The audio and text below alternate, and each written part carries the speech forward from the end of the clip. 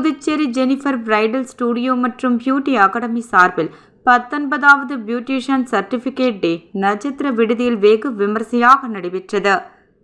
Puducherry Jennifer bridal studio மற்றும் beauty academy சார்பில் கடந்த 6 வருடமாக makeup, beautician, nail art, hair style போன்ற பல்வேறு அழகு கலைகளை பெண்களுக்கு கற்றுக் கொடுத்து வேலை வாய்ப்புகளை உருவாக்கியிருக்கிறது.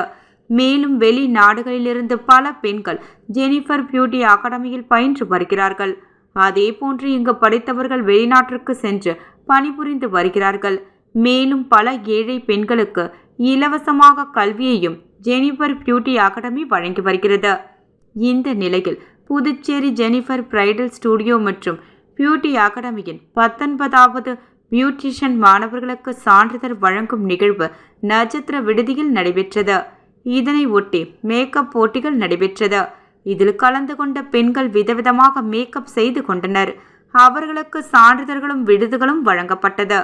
இது குறித்து ஜெனிஃபர் கூறும் பொழுது, தூக்கி எறியப்படும் பிளாஸ்டிக் பொருட்களை கொன்று சுற்றுச்சூழலை பாதுகாக்க வேண்டுமென்ற வகையில் உலக சாதனை நிகழ்வு அடுத்த மாதம் நடைபெற உள்ளதாகவும் அவர் தெரிவித்தார். இந்த துறையில், அதாவது மேக்கப் துறை மூலமா நாங்க என்ன பண்ண முடியும் சொல்லிட்டு யோசிக்கும் போது, பிளாஸ்டிக் தூக்கி போடாம ரீசைக்ளிங் மெத்தட அந்த டிரெஸ்ஸஸ் நம்ம வியர் பண்ணலாம். பிளாஸ்டிக்கா இருக்கட்டும், ரப்பரா இருக்கட்டும், வாட் எவர் இட் இஸ், எதுவா இருந்தாலுமே அதை நம்ம ரீசைக்ளிங் மெத்தட்ல உபயோகப்படுத்திக்கலாம். சோ இது மூலியமா பூமியில மழைநீர் சேகரிப்பு அதிகமாக்கப்படும். அண்ட் அது மட்டும் கிடையாது, பூமிக்கு சுற்றுச்சூழல் பாதிக்கப்படாம இருக்கும். சோ இது மூலியமா மேக்கப்